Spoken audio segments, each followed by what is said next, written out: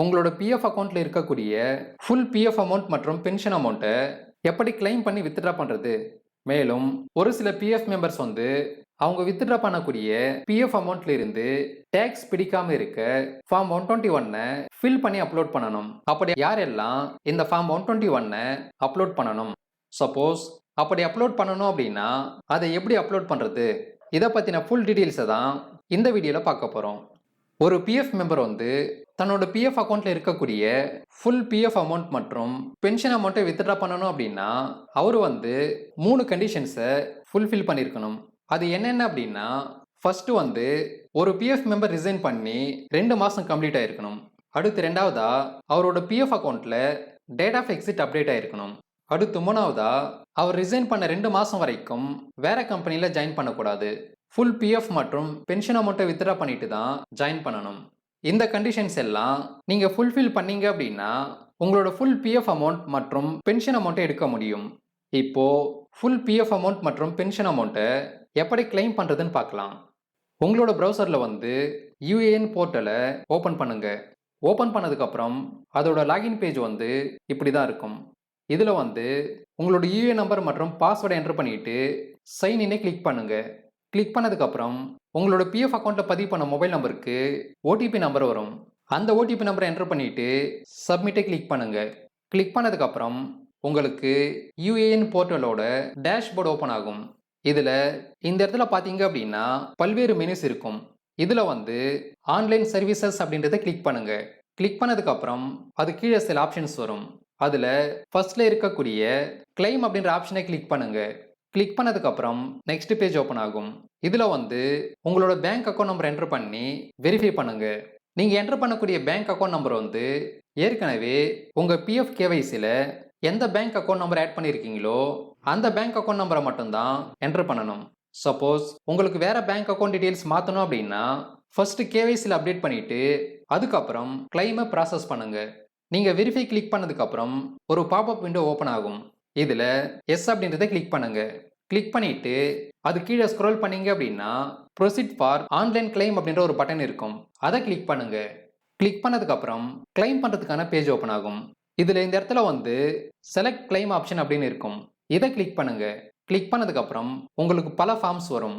இதுல ஃபர்ஸ்ட்ல இருக்கக்கூடிய ஒன்லி பிஎஃப் வித்ட்ராவல் ஃபார்ம் 19 அப்படின்றத சூஸ் பண்ணுங்க. சூஸ் பண்ணதுக்கு அப்புறம் ஃபார்ம் 19 கிளைம் பண்றதுக்கான ஆப்ஷன்ஸ் வரும். இந்த இடத்துல பாத்தீங்க அப்படின்னா அப்லோட் ஃபார்ம் 121. இதுல ஃபார்ம் 121 அப்லோட் பண்ணணும். யாரெல்லாம் அப்லோட் பண்ணணும் அப்படின்னா உங்களோட பிஎஃப் வித்ட்ராவல் அமௌண்ட் 50,000 ரூபாய்க்கு அதிகமாக இருக்கு மற்றும் உங்களோட டோட்டல் சர்வீஸ் 5 வருஷத்துக்கும் குறைவா இருக்கு அப்படின்னா நீங்க ஃபார்ம் 121 ஃபில் பண்ணி அப்லோட் பண்ணணும். அதாவது பிஎஃப் வித்ட்ராவல் அமௌண்ட் 50,000 ரூபாய்க்கு மேலே இருக்கணும். டோட்டல் சர்வீஸ் 5 வருஷத்துக்கும் குறைவா இருக்கணும். இந்த 2 கண்டிஷன் யாருக்கெல்லாம் பொருந்துதோ அவங்க கண்டிப்பா ஃபார்ம் 121 அப்லோட் பண்ணணும். அடுத்து அது கீழே பாத்தீங்க அப்படின்னா எம்ப்ளாயி அட்ரஸ், உங்களோட ஆதார் கார்டில் என்ன அட்ரஸ் இருக்கோ அந்த அட்ரஸை ஃபில் பண்ணுங்க.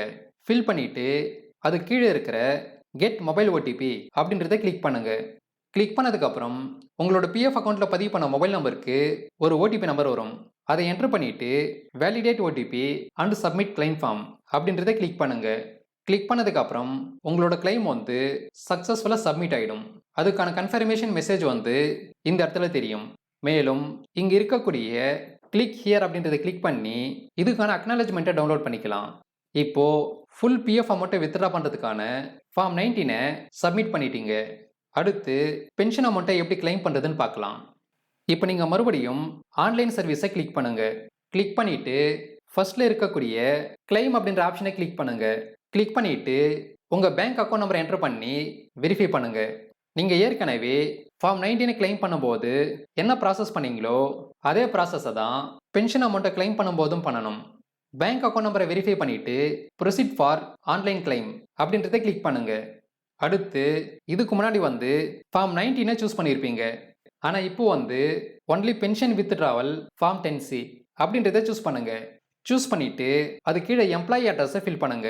ஃபில் பண்ணதுக்கு அப்புறம் கடைசியா அது கீழே இருக்கிற கெட் மொபைல் ஓடிபி அப்படின்றத கிளிக் பண்ணுங்க. கிளிக் பண்ணதுக்கு அப்புறம் உங்களோட மொபைல் நம்பருக்கு ஓடிபி நம்பர் வரும். அதை என்டர் பண்ணிட்டு validate OTP and submit claim form இதை கிளிக் பண்ணுங்க. கிளிக் பண்ணதுக்கப்புறம் பென்ஷன் வித்ட்ராவல் கிளைம் வந்து சக்ஸஸ்ஃபுல்லாக சப்மிட் ஆகிடும்.